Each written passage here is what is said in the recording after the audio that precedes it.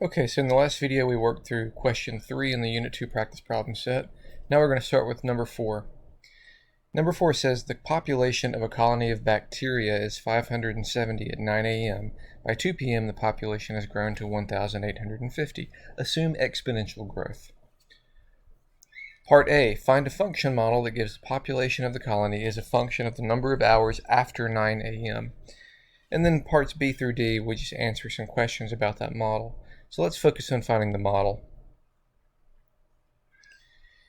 We're going to be writing an exponential model, and we have a certain number of ways to do this. I can just list a few. We can write models using the exponential function form, a times b to the t. Actually, I'll just write them down on the whiteboard. Let me pull that up.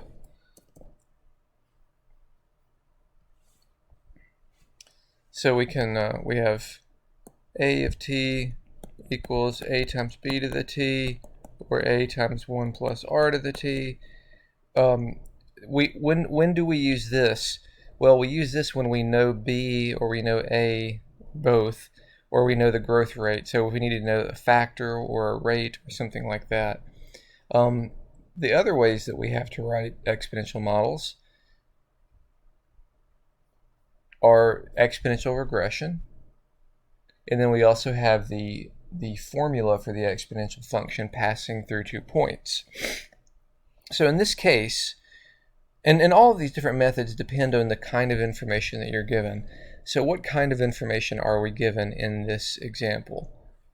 So let me list my other methods. So that's one method. Another method is exponential regression. And number 3 would be the formula a of t is a sub 0 a sub n over a sub 0 to the t over n. And those are kind of the big ones. We have some others, there's like the financial model and so forth. But so use this one when we have a rate or factor.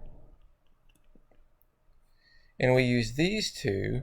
They're kind of interchangeable, really. We can use either one of them when you have points. Okay. Now in this problem, we have points. We do not have a rate. So this is a point, and this is a point, once we put them in the suitable format. So 9 a.m. to 570, so that's going to be 0 to 570. And then our second point is 2 p.m., which is 5 hours later, and 1,850. So we have 2 points. So we need to choose either the second or the third method to write our model. I'm going to use the second method. I'm going to use exponential regression. I just think that's easier. So that's going to be my choice.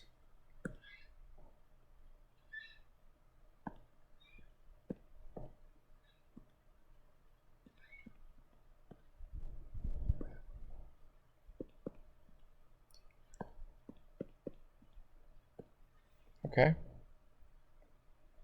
And now I'm going to exit.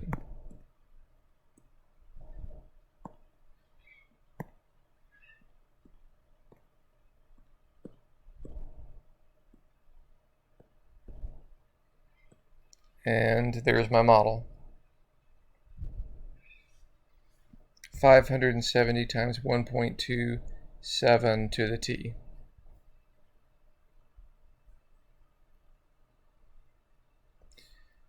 Question B. How long will it take in hours after 9 a.m. for the population of the colony to reach 100,000? So that's a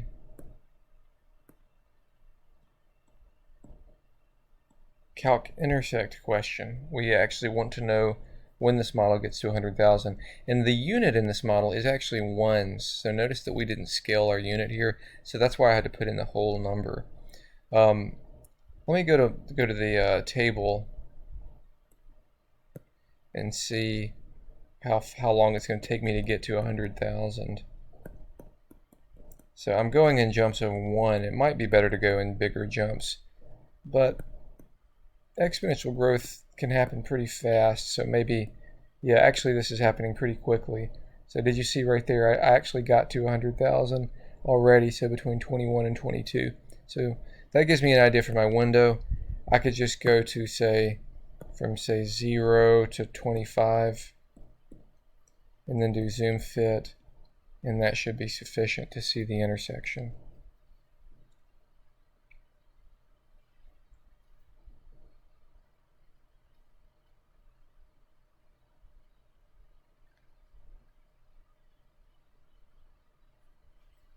Okay, and now we'll do second calc, intersect. And our intersection point is 21.95 hours.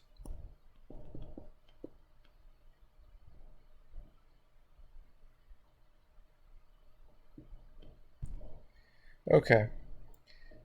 Part C, find the population of the colony at 8 p.m. on the same day. So 8 p.m. on the same day, that is how many hours after 9 a.m.? Well, that is 11 hours. So we just need to evaluate the model.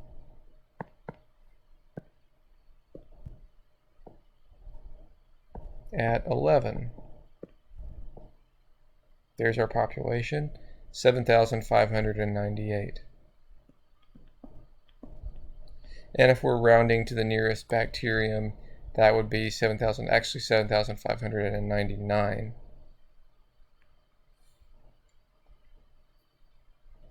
Finally, what is the colony's hourly growth rate as a percent?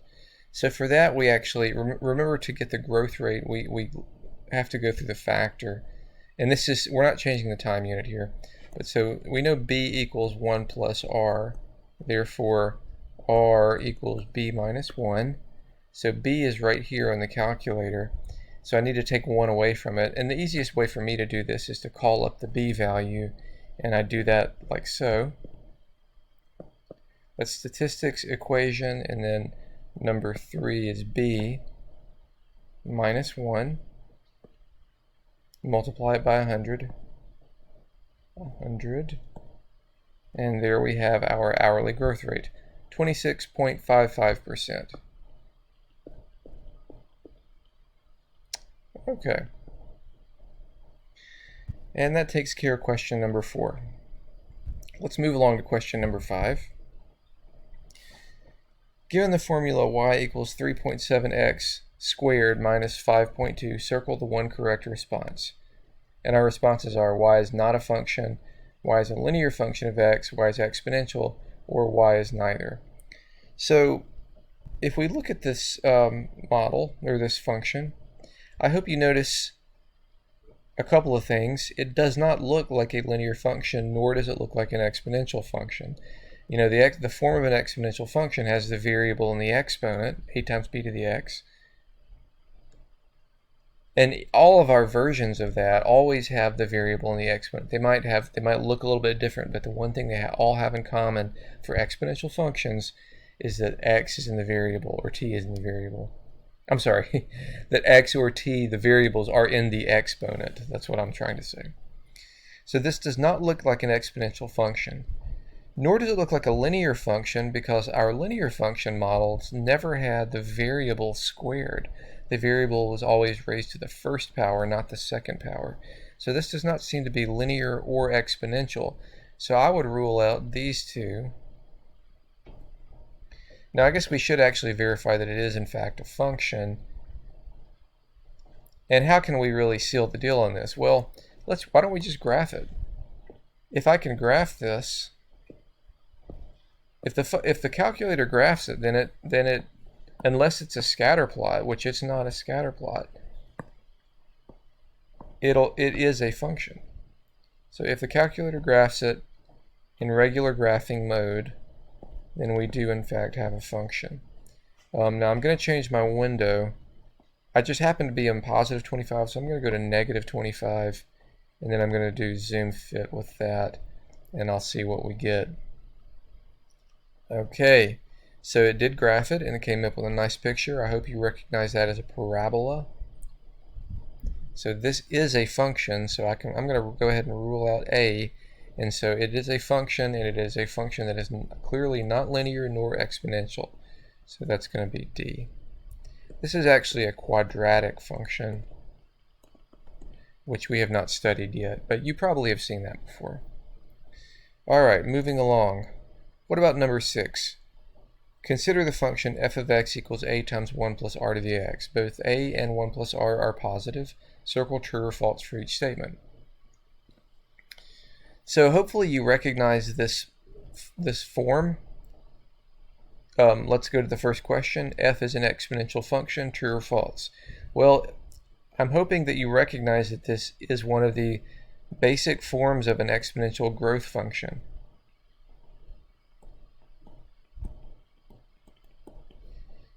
Now that doesn't mean it's actually growing.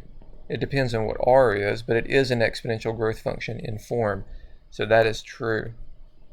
Okay, question B, f has a constant average rate of change, true or false? Well, if you did question A correctly, then you should know that exponential functions do not have constant rates of change. The rates of change, if it's an exponential growth, or it's either going to be doing this if it's actually growing, or it's going to be doing that. And so your average rates of change are actually increasing in either case. So definitely not constant, so that is false. What about C? The graph of f is concave upward. Well, these are the two possible pictures we could have, and both of these are concave up, aren't they? So remember, concave down is like that. That's concave down. Neither one of these look like that, so this is false as well. I'm sorry, true, that is true. The graph of f is concave upward. Okay, part D. If r is positive, is f an increasing function? Well, if r is positive, okay, so that's adding a little bit more to the picture. So if r is positive, that means we have a positive growth rate, which means we actually are growing, which means we are in an increasing function. So that is true. What about if r is negative? Well, if r is negative, then we have a decreasing function, which is decaying, but that does not change the concavity.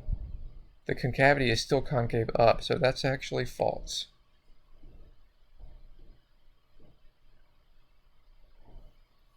Okay, so I think I'll pause the video here, and we will return and complete the remaining questions in the next video.